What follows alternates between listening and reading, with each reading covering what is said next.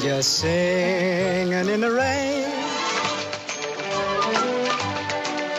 Gene Kelly, the guy who keeps smiling even when it rains, will forever embody the carefreeness, the gaiety, the joie de vivre of the 50s.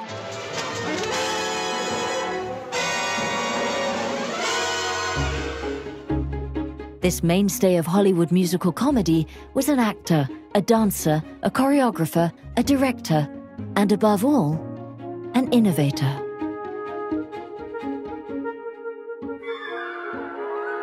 We owe a great debt to Gene Kelly for all that he did for not only dance, but for advancing the Hollywood musical and for really bringing it up to date and, you know, dusting it off and giving it new life. Till then, musical comedies meant evening gowns, white tie and tails, and patent leather shoes sliding across gleaming floors. There was an upper echelon feel to him, or an kind of an elitist look. And I think Gene was exactly the opposite, that he, you know, would wear a polo shirt or just a t-shirt and some khakis and dance in his loafers. Big brother Nick, big brother Nick, Nick, Nick,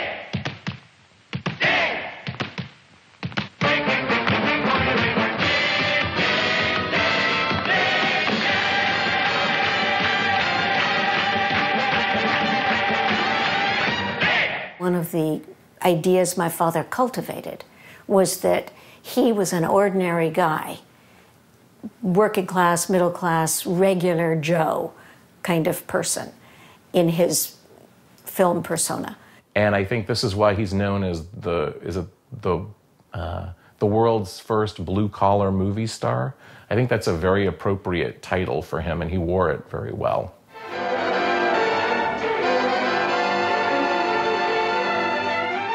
And he would roll up his sleeves like a working man so that people can walk out of the theater and think they can dance like he does because they could identify.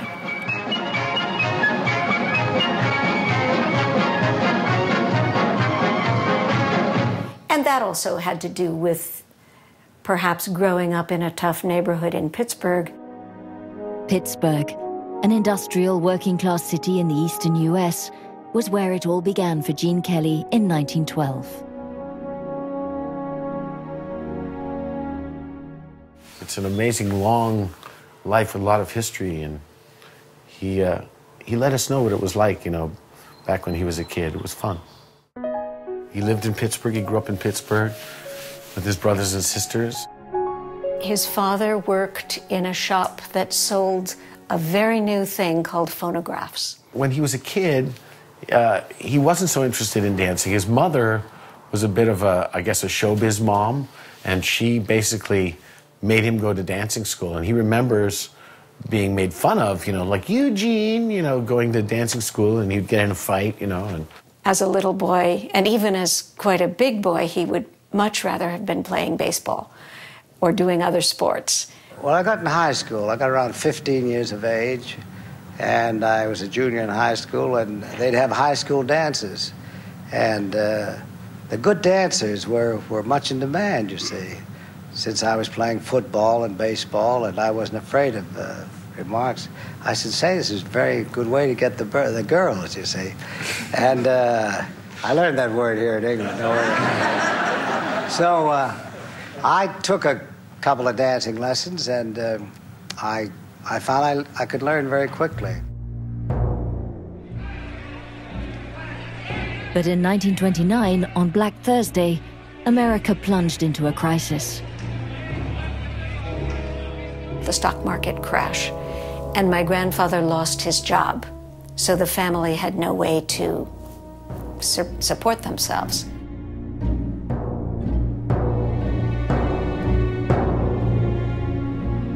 My father came home from college and started a dancing school, and the whole family worked in the dancing school, and that became the livelihood of the family.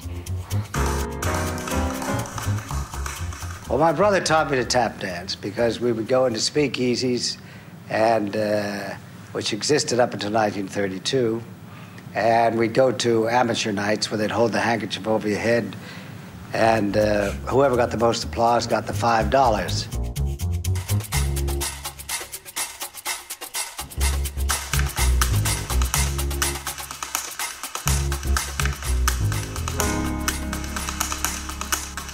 It was really my father who became more known in Pennsylvania, in Pittsburgh particularly. He realized that if he didn't move to New York, then he was never going to move to New York.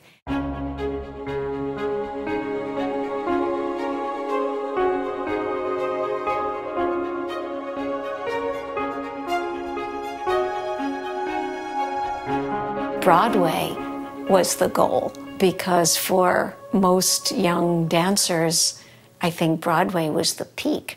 So it was a question of ambition and longing to have a bigger career. His early days in New York, he didn't have a lot of money, and he shared an apartment with a piano player, and it was, I don't know, it was like $5 a month or something. It was crazy cheap. Nobody wanted a choreographer from Pittsburgh, in spite of the fact that I had done all this work there. So I got a job as a dancer, just to keep going.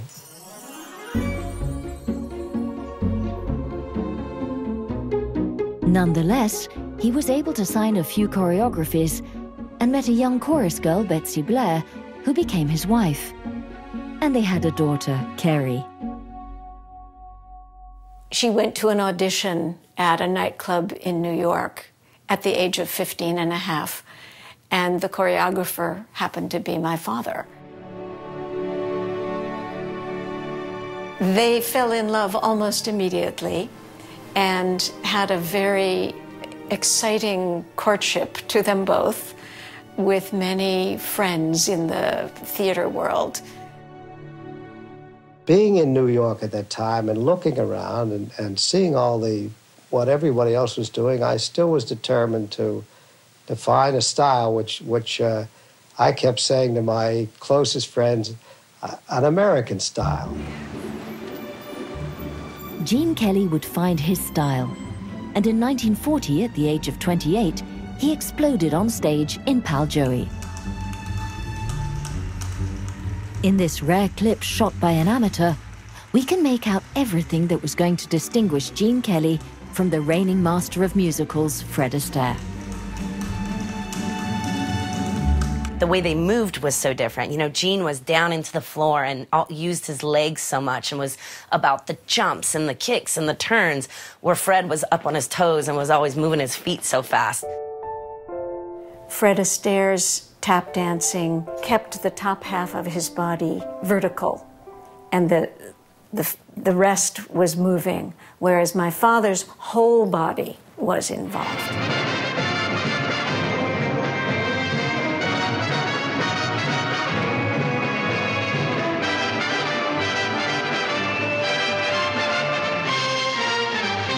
Gene Kelly was a sexual creature. Women who came to the movies knew that he had sex in his mind, I believe. By contrast, Fred Astaire was sweet and charming and gracious and well-mannered. You know, a female viewer might save her heart for Fred Astaire, but she would save her body for Gene Kelly. He came to us as a sexier, more sensuous performer.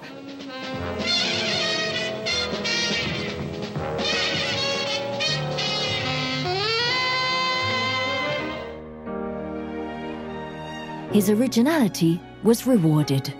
Pal Joey was a huge hit, and Hollywood, always on the lookout for new talents, came knocking, in the person of the producer, David O. Selznick. My father saw the musical Pal Joey in New York, which Gene Kelly, an unknown, played the leading role, and he had extraordinary dancing abilities, and he also had a very engaging personality. Gene Kelly had a natural ability to convey strong emotions in the dramatic scenes. And my father thought there'd be an opportunity for him in Hollywood. So he signed him to a contract.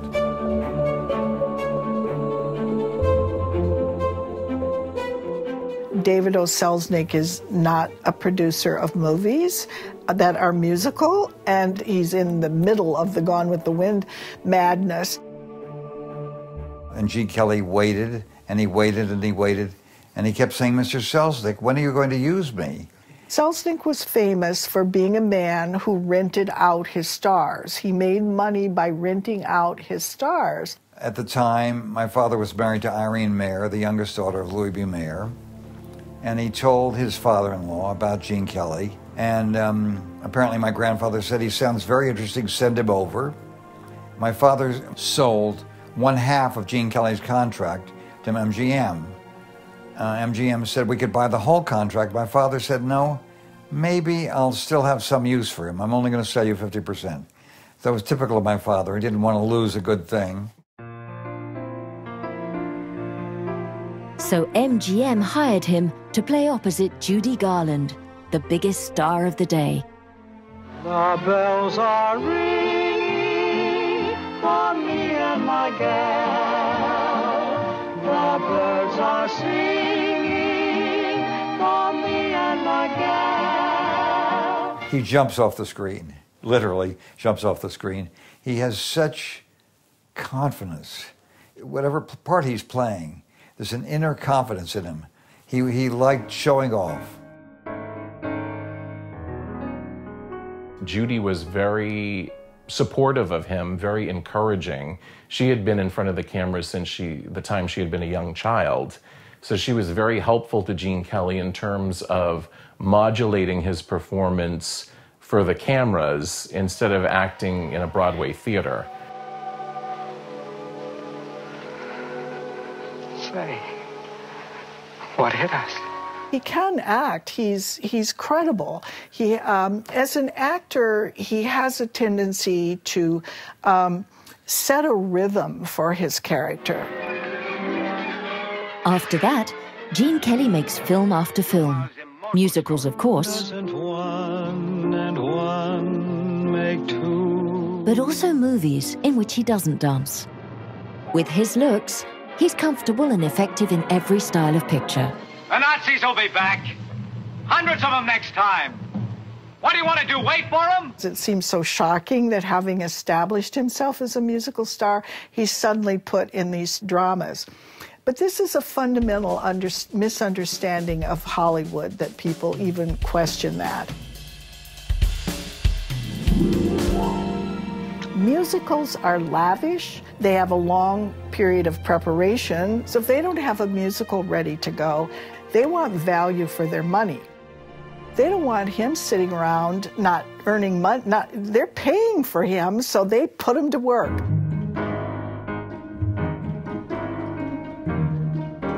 In 1943, MGM goes so far as to loan Gene Kelly to Columbia for Cover Girl with Rita Hayworth.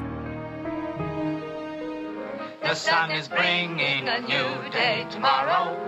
Don't let the clouds get you down. Show me a smile, not a frown. Stand up and win, turn about. Don't give in, let's give out. From the point of view of my father's career, it was critical because not only was it the first time he could choreograph for film, but he could do so many innovative things. So in the alter ego number, the character is in conflict, and so he personified the conflict by having two of him.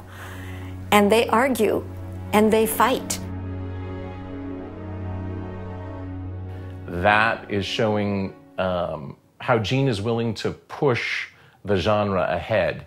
He's not just doing a theatrical presentation of a dance number.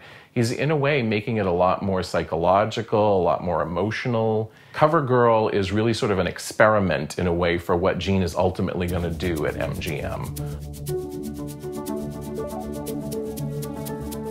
Back in Culver City, where MGM studios are located, Gene Kelly shot Anchors Away, a new opportunity for him to innovate. At the time in Hollywood, Disney was experimenting with putting together live dancers and animated dancers. The idea was around, and Kelly really wanted to do this also with Jerry the Mouse, and they really accomplished it and got it done first. 1, 2, 3, 4. 1, 2, 3, 4. 1, 2, 3. 1, 2, 3. La la la la la la. La la la la la. You see? It's easy. There was something extraordinarily playful, and yet playful with very hard work, that I think is one way to characterize my father's personality. You have to be tough. You have to work very hard as a dancer. Yet there's a certain lightness and fun in rehearsals that you never can get when you're shooting. Because when the cameras start turning, the money comes into play. That perfectionism was also evident in his relationship with his partner, Frank Sinatra. Frank Sinatra was the idol of all the Bobby Soxers in the 40s and known for that, very melodious crooning voice. But when it comes time to make a largely dance-centric film like Anchors Aweigh, he was very dependent on Gene Kelly to teach him even some of the most basic dance steps. She begged me. True. She pleaded. Everybody who worked with my father in a dancing role particularly talked about how hard the work was, how relentless my father was in that regard. And they also, most of them, say that it was worth it. In 2 years, Gene Kelly has made his mark in Hollywood. But as of December the 7th, 1941, with the Japanese attack on Pearl Harbor, the United States entered World War II.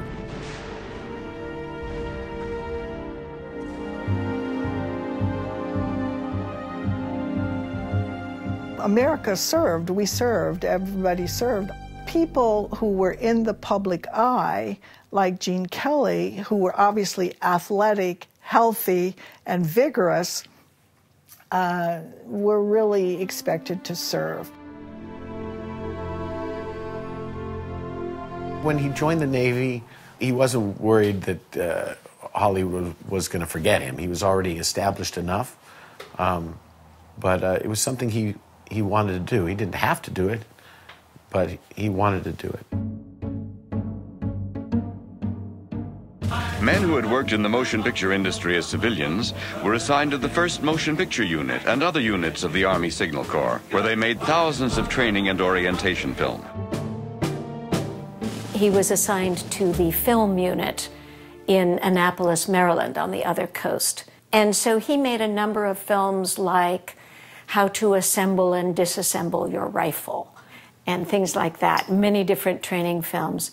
But he also made a couple of training films that became quite important and also represented an interest for him. He made a film that he directed and starred in called Combat Fatigue Irritability, where he played a sailor who was suffering from what we now call post-traumatic stress disorder. Come in. This is Lucas, sir. Sit down, Lucas. Thank you, sir. Cigarette? No, sir. What ship were you on, Lucas? The Montandan, sir. And you were a fireman? Am, sir. Certainly. And it's a tough job being a fireman. Always below decks, you never see what goes on.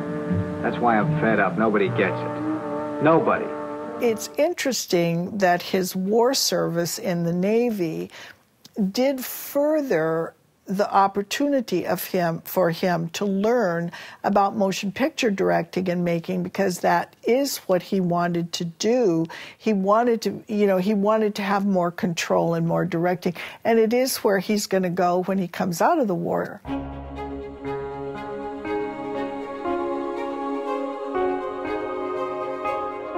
Upon his return to civilian life in Los Angeles, Gene Kelly buys a house on Rodeo Drive in Beverly Hills.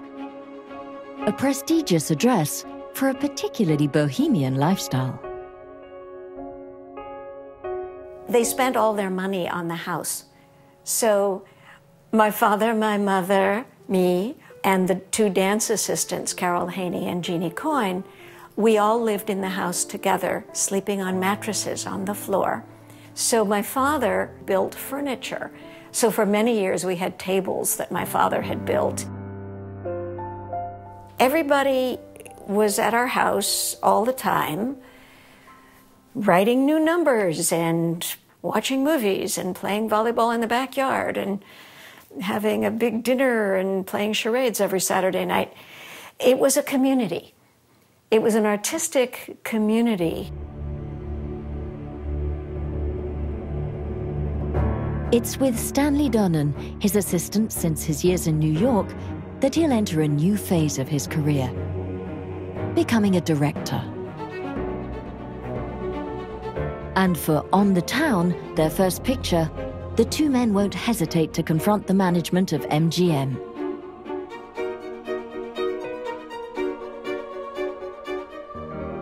The studio didn't want us to go to New York. The studio said, well, you know, we made all these pictures on the MGM backlot. But I said, no, for this film, we have to get the feel and the smell and the whole thing about New York. The big city's well-known hospitality to its guests is famous, and particularly sailors on leave find intellectual freedom in its many cultural points of interest. We shot there about 5 days, and then we had some bad weather, and the studio said, well, now you have to come home. And I screamed and yelled, pleaded, begged, did everything I could. No, you have to come home. And as if they were running out of money or something. But no, they thought the whole thing was nonsense. New York, New York, a wonderful town. The Bronx is up and the Battery's down. The people ride in a hole in the ground. New York, New York, it's a wonderful town. I think On the Town is a great breakthrough in terms of the Hollywood musical because going on location to New York really opens up the cinematic experience. So it gives it an authenticity and a realism. It gives it a whole new life and a whole new breath of fresh air.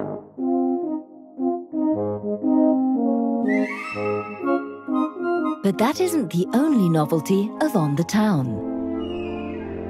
There's a great integration with the numbers in terms of how they work with the story. So they don't exist exclusively as it's time to do a charming dance number. They have a relevance and an importance in terms of furthering the story, furthering the plot.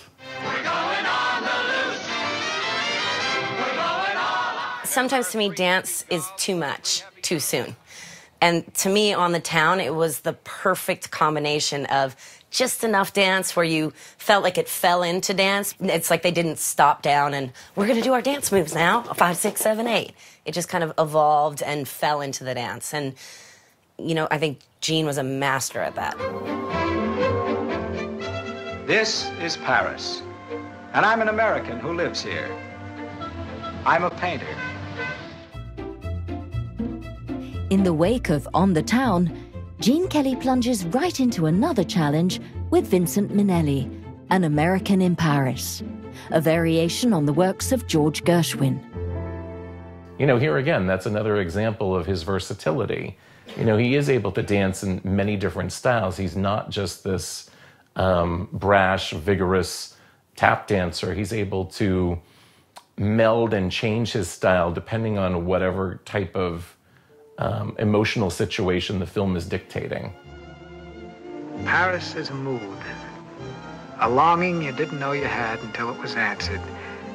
Paris is like, it's like love or art or faith. It can't be explained, only felt.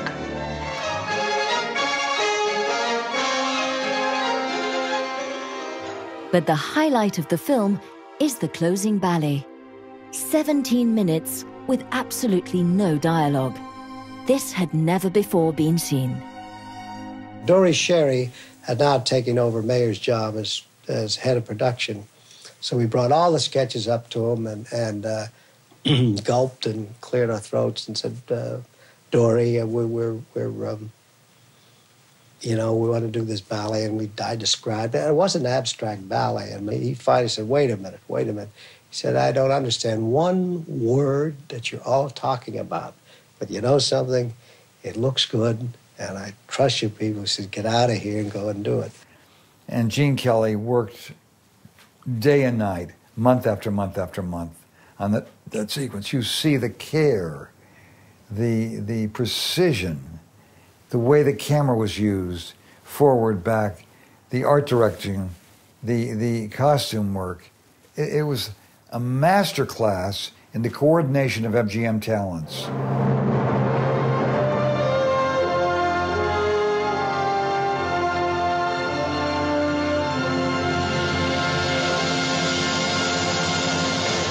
Gene got his honorary Oscar for not only his performance style and directing, but also for advancing the art of choreography on film, I think is how it was phrased. I think the ballet is actually probably the reason, one of the reasons, if not the primary reason, that the film won the Best Picture Oscar. You know, I think it really elevated the rest of the film and brought it into a very rarefied territory. As is customary in Hollywood, it's the producer who receives the Oscar for Best Picture. In this case, that's Arthur Freed. And thank you for my brilliant associates who made this possible, Vincent Minnelli, Gene Kelly, and a great studio with real courage and leadership who supported me. Thank you. Arthur Freed, the musical comedy star at MGM, already has another project in mind for Gene Kelly.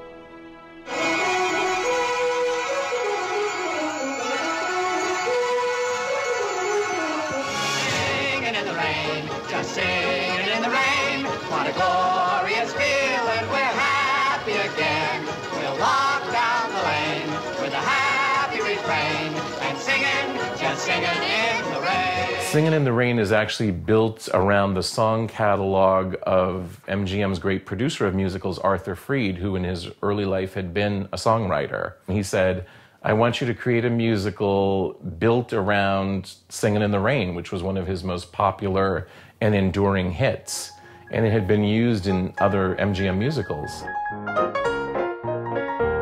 Just singing in the rain, what a glorious feeling, I'm happy again.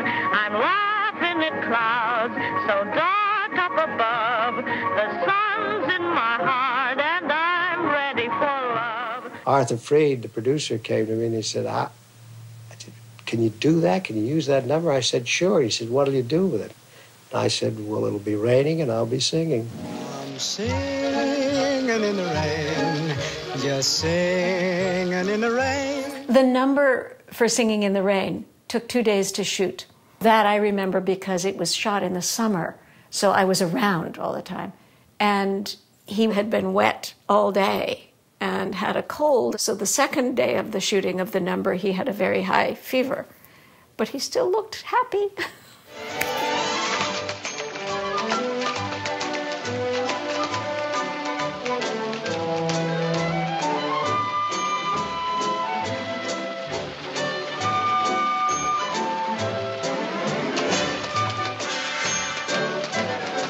The way that he took the journey of the song or the movement, he built into that moment where he's just dancing around in the rain and doing the circles, that in that moment it was like that perfect thing. You're like, yes, of course you're gonna dance in the rain, in the circles. That's what we wanted in that moment. This innocence, this like childlike feeling that he had of just a kid playing in the rain because he was so in love.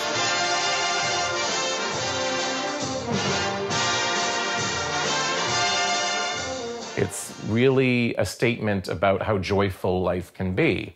And I think not only is that sequence an affirmation of life, but the whole movie is that way. What's great about Singing in the Rain is that it is the musical for people who love musicals, but the fact is, it is a musical you can show people who hate musicals. It's a real audience-pleasing movie.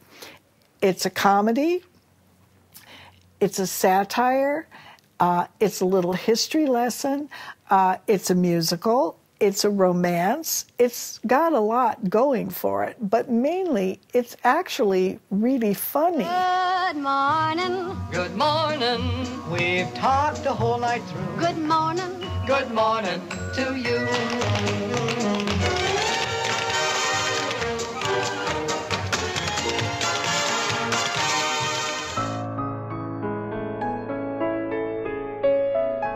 In scarcely a year, Gene Kelly has just turned out 2 huge hits. He's at the peak of his art, and yet in 1952, he decides to leave not just Hollywood, but America. The surface reason that was given was that it was a great tax sheltering advantage to them living in Europe. But I think the real reason had more to do with McCarthyism. Are you a member of the Communist Party? Or have you ever been a member of the Communist Party? The question is, have you ever been a member of the Communist Party? In the midst of the Cold War, the US is going through one of the darkest periods in its history. Anti-communism is raging. When it was announced that there would be hearings in Washington, the Army McCarthy hearings, my parents bought a television so that we could see those, and they kept me home from school to watch them because they said, this is history, you have lived through this, you must have this experience. The Hollywood 10 was a group of screenwriters and producers and directors who had been blacklisted and named by friendly witnesses, if we will. And I think Gene Kelly and Betsy Blair and other important iconic figures like Humphrey Bogart and Lauren Bacall had all gone to Washington to protest. People don't talk about my father's political history because it doesn't fit the image of him from the movies. His political principles and his democratic values were very central. And so several times in his life, he made a moral choice that could have risked his career.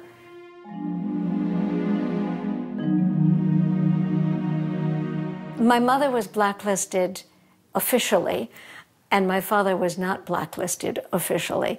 So I think what he embodied would have been very difficult for the committee to blacklist, whereas my mother was an easier target. I think it's very noble and admirable that Gene took that stance on behalf of his wife at the time. And I think it's to Gene's credit that he was willing to move over there, I think, more for her benefit, and which would have had a detrimental effect on his Hollywood career, certainly. With his wife, Betsy Blair, he takes up residence in London and throws himself into an experimental movie that's entirely danced. Invitation to the Dance, a flop. The failure of Invitation to the Dance was very hard for him. I think it was a blow to his pride, but also a blow to his deep wishes. This tells the dramatic story of the unrequited love of a clown for a beautiful ballet dancer. He certainly had a great capacity for enjoyment. He loved playing and sports and food and drink and art and music. He was a person of great enthusiasm. But he was also very thoughtful, very complex. He certainly had a capacity for darker, deeper, sadder feelings. That's the mood that will come through in the picture he'll shoot upon his return to the States, Brigadoon.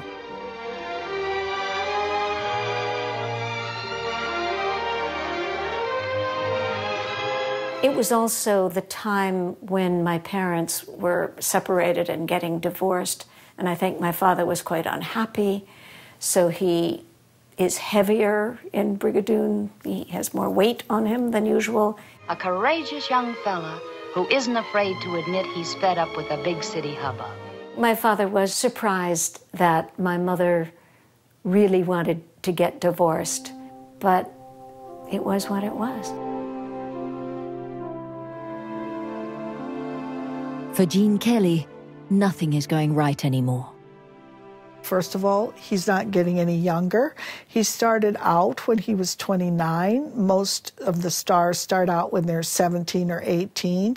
He's not getting any younger, and for a dancer, that's an issue. But the most important factor is the studio system is beginning to collapse. Hollywood was undergoing a tremendous change in the early 1950s. Television had come in, and television was cutting into the film audience. I think at that point, audiences were starting to move into Elvis Presley musicals, so that no matter how great a Gene Kelly musical was, he might be falling out of favor with younger audiences. Play me some rock and roll, thrill me right to my soul. Don't ever dare to stop. While we bop at the hop.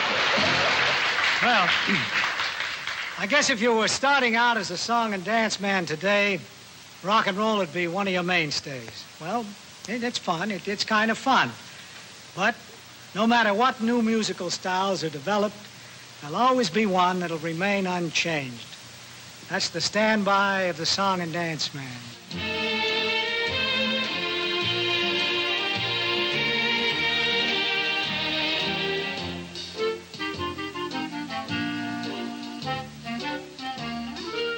The artists had to adapt. Many of them just started doing other things. My father did more directing, he did more straight acting, he did more television. For him, television is a teaching tool. The omnibus episode, Dancing, A Man's Game, broadcast in 1958, will allow him to explain his conception of dance, an authentic manifesto. He really put forward very strongly to the American public the idea that an athlete is a dancer and a dancer is an athlete. And he proved it right there in front of everyone's eyes by having someone like Sugar Ray Robinson, who's a great boxer, you know, who knew how to dance. He shows you that these things are the same. Oh, crazy. Now listen, Sugar, what's the most important thing a boxer's got to have? Rhythm, man, rhythm. Oh, you mean...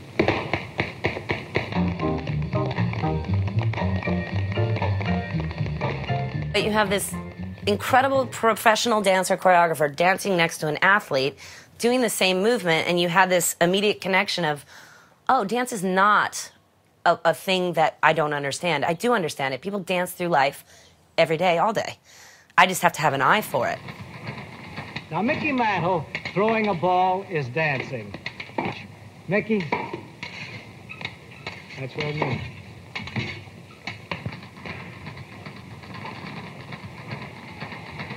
And so it becomes a dance. But what he was wanting to do for America was help to popularize dance, to take dance as an art form down off some sort of upper ballet shelf and bring it forward and give it respect. It wasn't something only for the elite. It was something for the common man, too. You didn't have to be educated about it to appreciate it. Looking for a second wind, Gene Kelly takes up a new challenge in 1960 to compose a choreography for the Paris Opera, the temple of classical ballet, with the prima ballerina Claude Bessy. Ici, à l'opéra, on danse le classique presque toujours. De temps en temps, on fait de choses différentes. Peut-être le type espagnol, le type un peu moderne, mais jamais le jazz avant ici. Donc, vous avez introduit le jazz à l'opéra, si l'on peut dire? Oui, chaque matin, on a une leçon de jazz pour les premières 3-4 semaines. Ça, c'était très amusant, beaucoup de sport pour tous, spécialement moi. What was the most important to him was the rhythm. He always said, on the beat, on the beat. He thought that we were always a little bit late. We shouldn't be before or after, but always on the music. He had an incredible ear. And things went very well with all the dancers of the opera. Everyone was delighted because we were finally moving a little differently than in the kind of stiff style of ballet where the way you hold your back, the pressure of the plie, your balance, etc., have completely changed. Because you work with your back, your shoulders, the neck, everything moves at the same time. As for the proximity with the audience, you had to go get them, really go to them, like for a musical. 7 years later, France once again opens its arms to him. Jacques Demy offers him a small role in Les Demoiselles de Rochefort. The Demoiselles de Rochefort was, I think, very dear to my father's heart because it was part of his love affair with France. J'ai tourné en France avant, j'ai tourné 2-3 fois en France, mais c'est la première fois que j'ai essayé de tourner en français. Il y a beaucoup de différences. Pour moi, c'est une grande aventure. J'aime beaucoup. Et surtout, mon accent, c'est terrible, mais c'est amusant. I think perhaps European intellectuals and European cineasts have a greater appreciation of his work as an artistic product. I think in the US, it's mostly considered popular culture.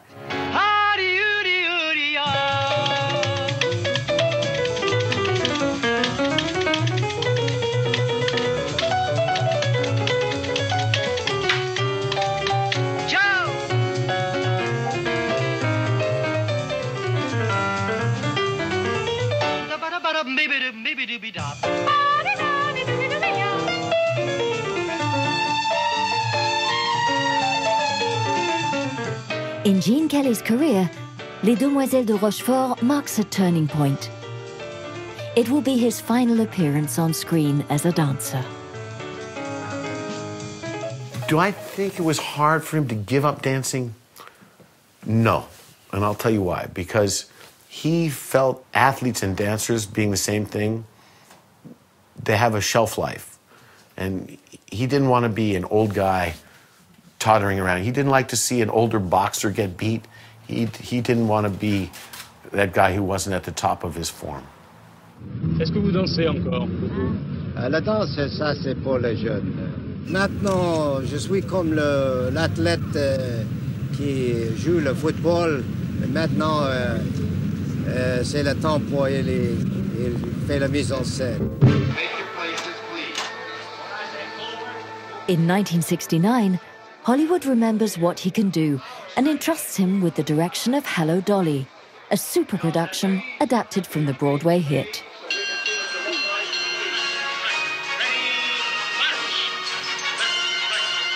There was a huge parade scene, and I remember being just so impressed. I was up in one of the offices looking down on this hundreds and hundreds and hundreds of, maybe thousands of extras, and the crane and everything set up, and him with the megaphone and everything, and that for me was fascinating.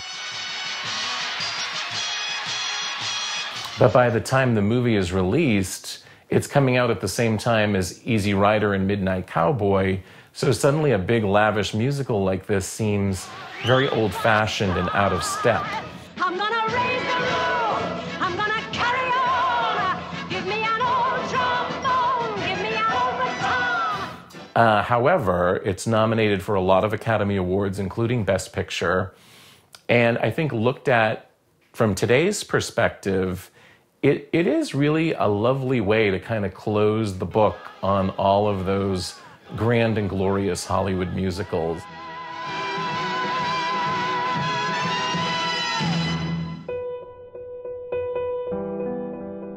Gene Kelly will then have to face a very personal drama, the illness of his second wife, Janie Coyne, whom he married in 1960. My father met my mother when she was 12 and he was 22, and he taught her in dancing school in Pittsburgh. And she came out to Los Angeles to work as an assistant choreographer with my father. And that's how they sort of reunited all those years later.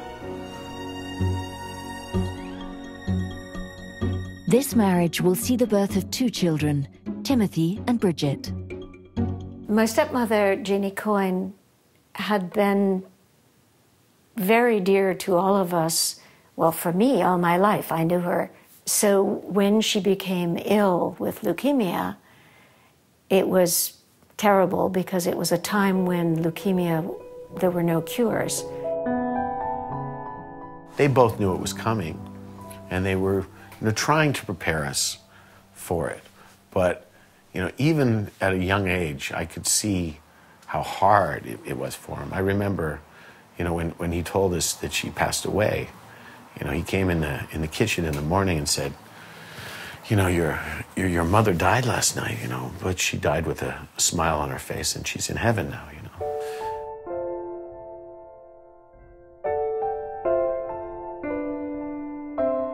When she died, he was grief-stricken, and he had 2 young children to raise alone. He turned down a lot of important movies just to stay close to home and do things where he could be with the kids, you know. It was I think it was a bigger sacrifice than I realized at the time.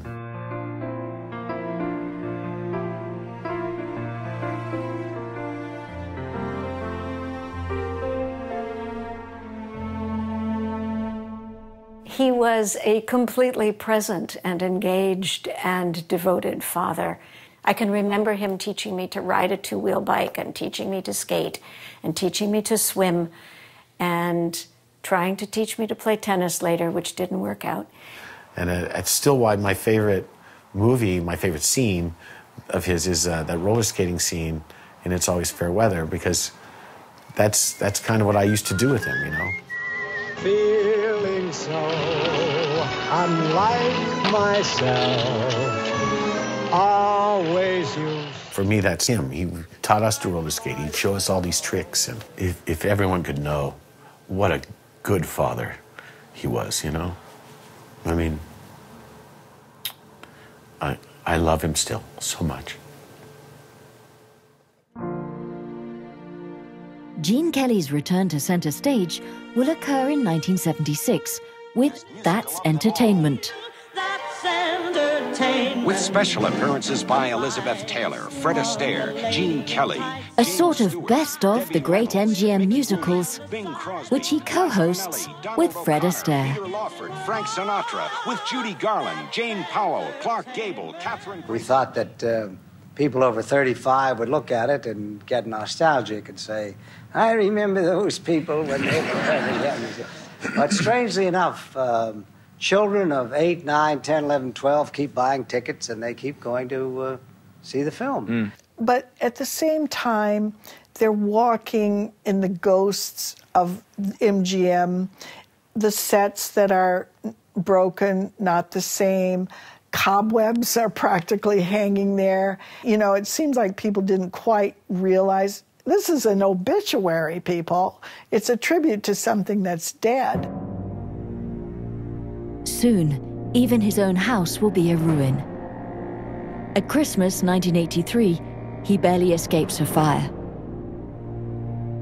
I went through a hallway, and the Christmas tree is burning, the curtains are burning, the furniture is burning. So that's where I went. I went up there, and he was going in the flames, thinking he was going to save my little sister. And I grabbed him, and we went down the back way, and we watched from out front. We watched his house burn down, and he was there for 40 years. So he lost so many memories there. That was difficult, yeah. His Oscar, he gave to me after the fire, because he said, you know, you saved my life. He's like, here you go, you know. So I've never cleaned it. I just wiped off the soot, and I'll keep it like that forever, you know. Gene Kelly will have his house rebuilt as a replica of the original. Yet he's not at all nostalgic. On the contrary, he's excited by the dances of the new generation. He wanted to sort of mentor the next generation of at least tap dancers, and Gregory Hines was a very good friend of his. And so young artists of all kinds would come and find him to ask his advice. I mean, there's a reason Michael Jackson wore white socks. My father told him, your feet will show on the stage if you wear white socks.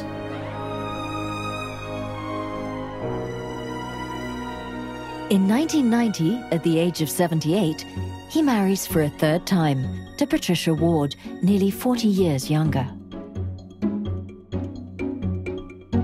At the beginning, it seemed like it was a very lovely idea because he would not be alone.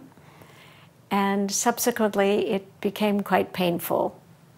It was kind of a tough time for, you know, his old family, because his new wife sort of, well, she pushed us away.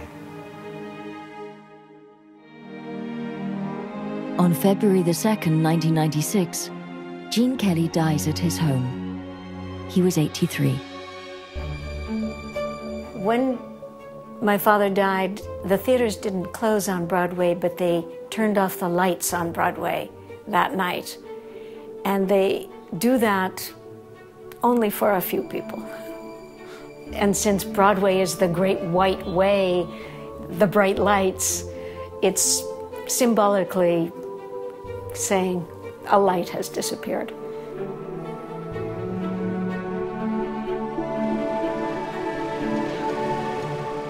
Almost 20 years after his death, Gene Kelly today sparks the seasons of Broadway, where his movies are regularly adapted into successful musicals. In a way, this perpetuates his contribution to dance, but also his optimistic and carefree view of life.